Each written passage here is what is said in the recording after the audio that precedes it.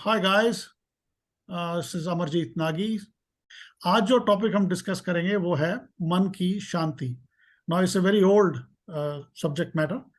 हमारे ancient times में जो ऋषि मुनि हैं और जो वेदांता कल्चर को लिखने वाले हमारे पूर्वज हैं, उन्होंने भी इसको काफ़ी डिटेल में डिस्कस किया।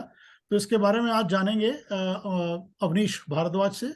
और श्री विजय ढल और श्री अवनीश भारद्वाज ये दोनों जुड़ चुके हैं। इनके विचार जानेंगे कि मन की शांति वेदांता में इसको कैसे डिस्कस किया गया है और क्या गाइडेंस हमें दी गई है कि हम इसको अचीव कर सकें। तो शुरू करते हैं जी। अवनीश जी, आपसे पहले क्या कहना चाहेंगे कि मन की शांति, इसका एक वेदांतिक पर्सपेक्टिव क्या है? तो मन की शांति के बारे में एक तो पहले तो मैं एक डिस्क्लेमर दूंगा कि I am not a वेदांतिक expert और एनीथिंग पर हाँ, ये है कि what I can share from my point of view is my own experience कि मैंने क्या अनुभव किए हैं। और वेदांता के मुझे कुछ शास्त्रों को सुनने का सौभाग्य प्राप्त हुआ है, तो उसका मैं थोड़ा सा सारांश शेयर कर सकता हूँ। और ये जो मन की शांति है, जैसे जैसे अमर जी आपने कहा कि ये बहुत पुराना विषय है, जिसके ऊपर हमेशा बहुत पुराना भी है पर अभी रेलेवेंट भी है। और कई बार तो मैं गलती से किसी को कह देता था मन की शांति की जगह आप आत्मा की शांति, आपकी आत्मा को शांति, तो वो गुस्सा कर जाते थे गुस्सा कर जाते कि थे। आत्मा तो मैं और कहता था कोई कोई दूसरा बात शब्द नहीं। आपको टोक रहा हूँ कि पीस ऑफ माइंड। कुछ लोग इसको मस्तिष्क की शांति, ब्रेन की शांति से भी कंफ्यूज कर जाते हैं कि मन हाँ शांत वो है कि दिमाग शांत है। हाँ, हाँ, तो काफी तो मैं सारे लोगों को वर्जन कहता था कि है। आपकी आत्मा को शांति मिले, तो वो गुस्सा कर जाते थे ठीक है। तो मन की शांति, ऑन द सीरियस नोट, मन की शांति इज वेरी वेरी इंपॉर्टेंट। तो जैसे आपने कहा पीस ऑफ माइंड कहते हैं या क्लियर हेड भी कह सकते हैं इसको। हाँ हाँ। और it is very important because whatever we see, whatever we experience is not only through our physical, जिसको कहते हैं कि जो कर्म इंद्रियां हैं या जो ज्ञान इंद्रियां हैं, उनका मिक्सचर ही होता है। कि जो अगर मैं कुछ देख रहा हूं तो my eyes are a passive object of converting that into an image, but the interpretation comes through the mind, जो यस मन है। यस। और जो वेदांतिक पॉइंट ऑफ व्यू से है, और जो मन को शांत होना बहुत जरूरी है, क्योंकि अगर मन की शांति को समझने का मेरा फार्मूला ये है कि मन की शांति को समझ सकते हैं अगर हम बेचैनी को समझ लें। अशांति को तो समझ रहे पहले, मन की अशांति अशांति को से, या हाँ, बेचैनी उस को समझ लें, समझ ले। वो हाँ, या है। बिल्कुल ठीक। क्योंकि हाँ। क्योंकि जो आप जानना चाह रहे हैं, शायद जो हमारा टॉपिक ऑफ डिस्कशन भी है, वेदांता के जो शास्त्रों में जो मेरी समझ है वो है कि मन की शांति हमारा स्वरूप है, हमारी ट्रू नेचर है। उसको हमें करने की जरूरत नहीं है, हमें सिर्फ अपनी वो अशांति और जो बेचैनी उसके ऊपर आ गई उसको हटाने की जरूरत है। इट इज लाइक अगर मैं आपके घर आया, आपने मेरे को बहुत अच्छा डिनर कराया, फिर मैं आपको कहूं कि जी मैं आपको वरदान देता हूँ, ये घर आपका है। आप कहेंगे ये घर तो पहले से मेरा, तो मेरे को क्या दे रहा है तो मन की शांति तो हमारा स्वरूप है। और इसीलिए जो वेदांत में शास्त्रों में जो लिखा हुआ है वो ये है कि उस बेचैनी को कैसे दूर किया जाए। वो चाहे हम मंदिर में जाएं, गुरुद्वारे में जाएं, चर्च में जाएं, उसमें भी वहां पे इसीलिए नहीं जाते कि हमें मन्नत मिल जाएगी, और वी नो इट और नॉट, वहां पे हम जाते हैं मन की शांति के लिए। और मन की शांति हमें वहां पे सुकून मिलता है क्योंकि we are in the present moment. And when जब हमारा मन शांत होता है, we are in the present moment, we are not worried about past, we are not thinking about future at that time, we are in the present moment, और हमारा मन शांत होता है। तो I would like to rather pass over here कि आप लोगों का भी सुनने के लिए, बट आई थिंक हमारा जो ट्रू नेचर है वो मन शांत ही है। जो वेदों में जो मूल मंत्र भी जो है, सत्य चित्त आनंद, जो चित्त का जो स्वरूप है वो आनंद है। आनंद है। और जब हाँ। मन शांत होगा तब हमें आनंद का अनुभव अपने आप ही होगा। उसके लिए हमें करना सिर्फ ये है कि we have to get rid of the impositions that we have put upon it. उसको हटाएंगे तो मन शांत की हमें अनुभव होगा। हमें मन शांत को करने की जरूरत नहीं ये है, जरूरत नहीं पड़ेगी, ये अशांति को नेचुरल। हटाने की जरूरत। हाँ, नेचुरल स्टेट ऑफ माइंड है। कुछ लोग ऐसे भी इसको कहने की कोशिश करते हैं कि जैसे जब अर्ली इन द जब सोसाइटी के फॉर्म होने से पहले हंटर गैदरर जब थे, तो उनको कोई अटैचमेंट नहीं थी, कोई कल की चिंता नहीं थी, they were living in the present. ठीक है, उस वक्त फूड इनसिक्योरिटी थी, लाइफ की जो लॉन्जिविटी है इतनी नहीं थी, तो उस वजह से वी फॉर्म द सोसाइटी। लेकिन उस वक्त बेचैनी नहीं थी कुछ। लेकिन धीरे धीरे जैसे सोसाइटी फॉर्म होनी शुरू हुई, क्रीचर कम्फर्ट आने शुरू हुए, हमारी फैमिली बननी शुरू हुई, हमारी इससे एसोसिएशंस शुरू हुई, समाज से, सोसाइटी से, तो उससे फिर हमें फ्यूचर के बारे में सोचना, कल के बारे में सोचना, आज में ना रह के आसपास के बारे में सोचना, वो धीरे धीरे शुरू होता गया। तो ये भी एक कारण है कि we are not live in the present.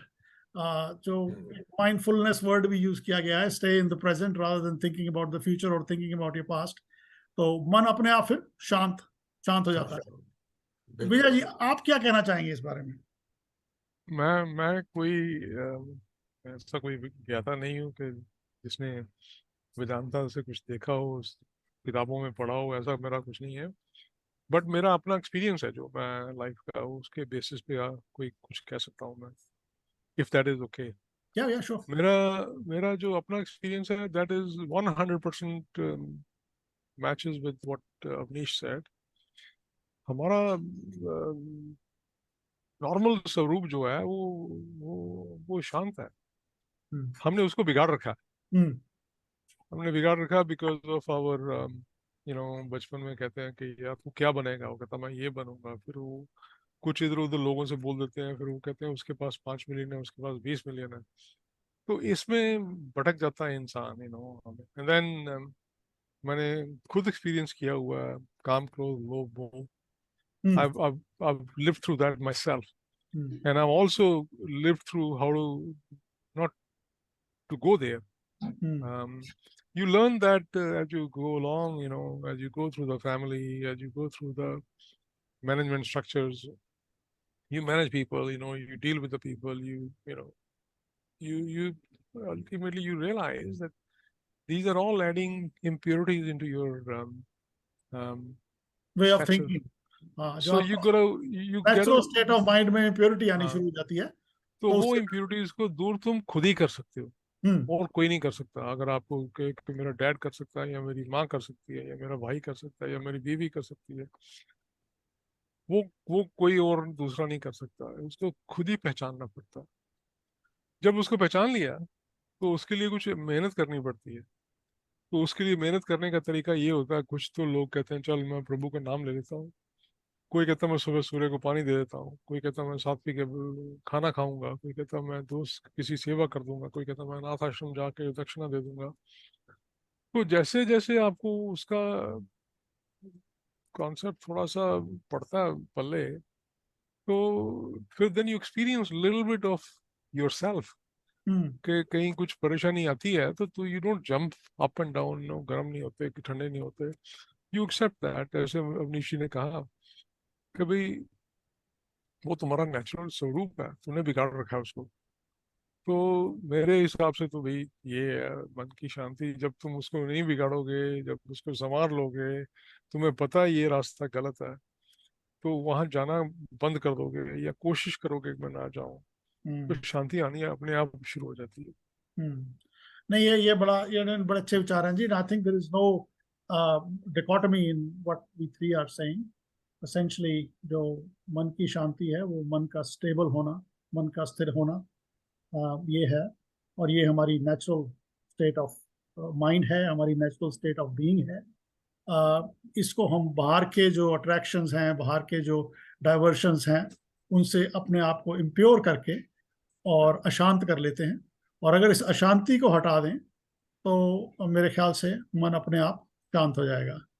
तो मैं इसमें एक और थोड़ा सा पंगा और डालिए थोड़ा सा एक और बिल्कुल जी, पंगा, बिल्कुल। थोड़ा पंगा डाल देता हूँ हाँ, डालिए। कि जो हम चाहे उसको रियलाइज करें या ना करें, उसको हम अनुभव करें ना करें, हमारा मन शांत होना is a natural process as well. हर रोज जब हम डीप स्लीप में जाते हैं, हमारा मन उस डीप स्लीप में शांत होता है। जब हम जागे हुए हैं तब शांत हो सकता है, जब हम स्वप्न अवस्था में हैं तब भी शांत हो सकता है। पर जब हम डीप स्लीप में जाते हैं, which most of us do 1 hour 2 hour 4 hour, I do not know how much, depending upon our individual circumstances, वो हम शांत हो जाता है। पर हम उठ के फिर वो पंगा ले लेते हैं, फिर उसको शांत कर फिर शांत कर लेते हैं। Because of what Vijay was referring to, our human conditioning, कि भाई ये बनो, वो बनो, ऐसे करो, ऐसे परंपराएं हैं हमारी, हमारा समाज है, हमारे संप्रदाय हैं, ये जो हमने इम्पोज कर रखे हैं अपने ऊपर, और उसी को अंडरस्टैंड करना। शांति हमें रोज अनुभव होती है, पर हम उसको इग्नोर करते हैं, या कुछ है उसको आगे, मतलब कुछ सम ऑफ अस आर लकी कि वो उसको ज्यादा रिटेन कर सकते हैं, अदर्स कीप ऑन स्ट्रगलिंग। जो मॉर्निंग की काम स्टेट ऑफ माइंड जब आप उठते हो, उसको कितनी देर तक स्ट्रेच कर सकते हो, before you are distracted by your own thoughts and the thoughts around you. नहीं, no, that's very good साहब, very good. विजय जी, आप कुछ कहना चाहेंगे, ऐड करना चाहेंगे? The crux of the matter, I mean, ये definition जो है ना मन की शांति, इसको एक और हमने तो कह दिया कि भाई योर नेचुरल जो स्वरूप है वो मन शांत है। उसको डिफाइन कैसे करोगे आप? अब जिसको नहीं पता बेचारे को, उसको कैसे समझ आएगी कि भाई ये बंदा क्या कह रहा है? वो बंदा ये कह रहा है कि भाई ज्यादा मिल जाए तो परेशानी नहीं है, उसको खुश होता है, ना मिले तो भी खुश होता है, क्योंकि उसका एक एक्सेप्टेंस होना चाहिए कि भाई शायद डिवाइन फोर्स यही चाहती है कि तेरे को ना मिले। तो ये एक पहचान हमारे बचपन में जब मंदिरों में जाते थे, घरों में जो ये पूजा होती है, दूसरी पूजा होती है, घर वाले कहते हैं कि उसके पाँव छुओ, बड़ों को पाँव छुओ। अभी लोग कहते हैं कि यार पाँव छूना क्या, बात ये था कि अभी सारे ही अक्खड़ बन जाते हैं, वो अक्खड़पन खत्म करने के लिए पाँव छूना जरूरी था। अब जैसे गुरुद्वारे में तुम जाओ, कहते जी जोड़े साफ करो, जोड़े साफ करते करते उसको अकल आ जाती है बंदे को। आप करके देखो कभी 2 दिन, ना अकल आ जाए तो मेरा नाम बदल देना, क्योंकि मन शांत हो जाता है। वो आप उसको आप बर्तन धोएंगे, आप जूते पे लगेंगे, आप वो फ्लेक्सिबिलिटी है जो अकड़ आपकी खत्म हो गई, मन शांत हो जाता है। मन शांत हो जाता है। that takes you towards the right way. These are rituals that help us to quieten our mind, clear our head. ये अकड़ के ऊपर एक और भी शब्द है अवनीश जी, नार्सिसिज्म। हम अपने आप को इतने ज्यादा मंत्रमुग्ध होते हैं हर बारी, हमें लगता है हमसे बढ़िया है कोई नहीं बनता। और ये ऐसे काम करते हैं एक दूसरे की सेवा, तो उससे अपनी आत्म मंत्र मुग्धता जो है उससे थोड़ा सा छुटकारा मिलता है। तो ठीक है साहब, इसको इस पे समेटते हैं। आई थिंक इसको 15 मिनट का रखते हैं, and we can continue chatting afterwards. तो इसको मैं रिकॉर्डिंग बंद करता हूँ। Thank you, thanks for everyone for joining. Thanks guys.